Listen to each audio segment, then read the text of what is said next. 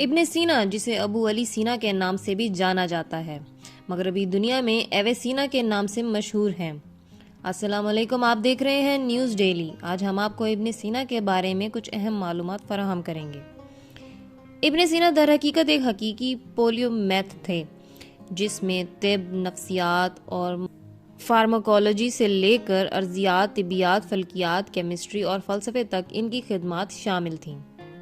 وہ ایک شاعر، اسلامی اسکالر اور ماہر الہیات بھی تھے۔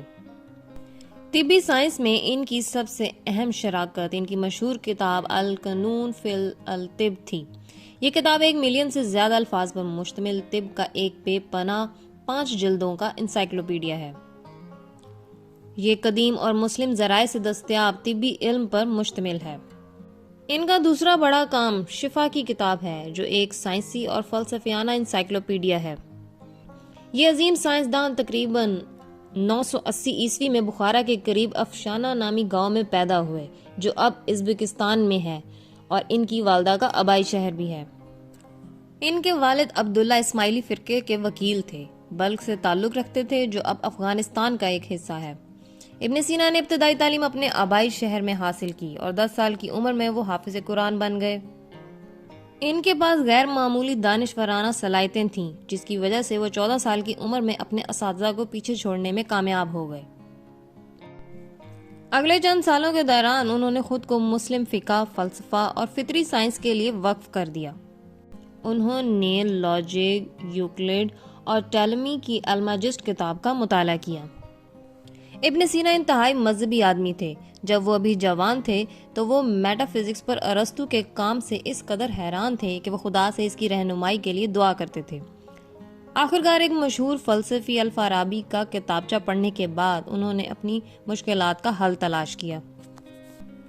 16 سال کی عمر میں انہوں نے اپنی تمام تر کوششیں طب سیکھنے کے لیے وقف کر دیں اور 18 سال کی عمر میں ایک نامور طب کا درجہ حاصل کر لیا۔ اس دوران انہوں نے سامانیوں کے حکمران نوح ثانی کو ایک ایسی بیماری سے شفا دی جس میں تمام نامور طبیبوں نے امید چھوڑ دی تھی۔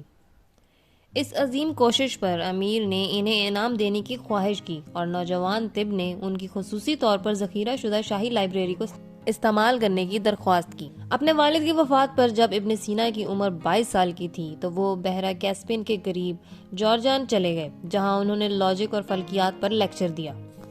یہاں ان کی ملاقات اپنے ہم عصر مشہور ابو الریحان البیرونی سے بھی ہوئی۔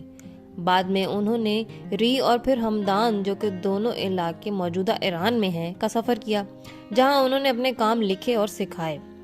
یہاں انہوں نے ہمدان کے امیر شمس الدولہ کو بھی شدید بیماری سے شفا بخشی۔ ہمدان سے وہ اصفہان، جو کہ اب ایران میں ہے، چلے گئے، جہاں انہوں نے اپنی تحریریں مکمل کی۔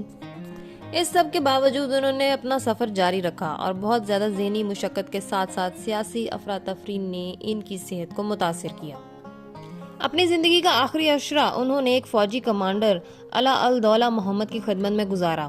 انہوں نے بطور معالج اور عمومی ادبی اور سائنسی مشیر کے طور پر ان کی خدمات انجام دی۔ ان کا انتقال جون 1037 عیسوی میں 58 سال کی عمر میں ہوا اور انہیں ہمدان، ایران میں دفن کیا گیا۔ طبی سائنس میں ایویسینا کی سب سے اہم شراکت ان کی مشہور کتاب القانون الطب تھی، جسے مغرب میں کینن کے نام سے جانا جاتا ہے۔ اس کتاب میں 10 لاکھ سے زائد الفاظ شامل ہیں۔ یہ کتاب 12ویں صدی میں لاطینی زبان میں ترجمہ کی گئی اور 17ویں صدی کے وسط تک یورپی یونیورسٹیوں میں معیاری طب متن کے طور پر استعمال ہوتی رہی۔ ایویسینا کا دوسرا بڑا کام شفا کی کتاب تھا، جو ایک سائنسی اور فلسفیانہ انسائکلوپیڈیا ہے۔ اس کتاب کا مقصد روح کو صحت مند کرنا تھا۔ اسے 4 حصوں میں تقسیم کیا گیا تھا۔ ان 4 حصوں میں لاجک، قدرتی علوم، میتھمیٹکس اور میٹا فزکس شامل ہیں۔ اپنی کتاب میں انہوں نے لاجک کا اپنا نظام ایویسینین لاجک تیار کیا۔ فلکیات میں انہوں نے تجویز پیش کی کہ وینس زمین سے زیادہ سورج کے قریب ہے۔ انہوں نے ستاروں کے نکات کا مشاہدہ کرنے کے لیے ایک آلہ ایجاد کیا۔ انہوں نے کئی فلکیاتی مشاہدات کیے اور بتایا کہ ستارے خود روشن ہیں۔ ریاضی میں ایویسینا نے ریاضی کے تصور اور کاسٹنگ آؤٹ آف نائنز کے اطلاق کی وضاحت کی۔